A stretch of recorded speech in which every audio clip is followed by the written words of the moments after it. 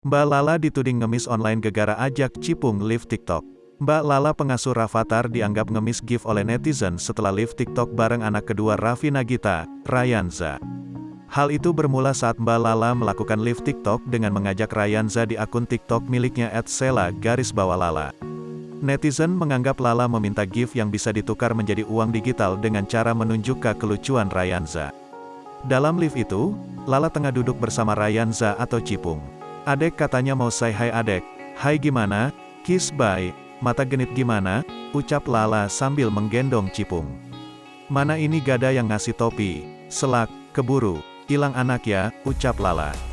"Kok enggak keluar lagi topinya ilang?" "Terbengong dia melihat TV guys," ucap Lala saat filter topinya hilang. Netizen TikTok pun sempat mengabadikan live Mbak Lala. "Sama-sama minta-minta, cuma beda cara.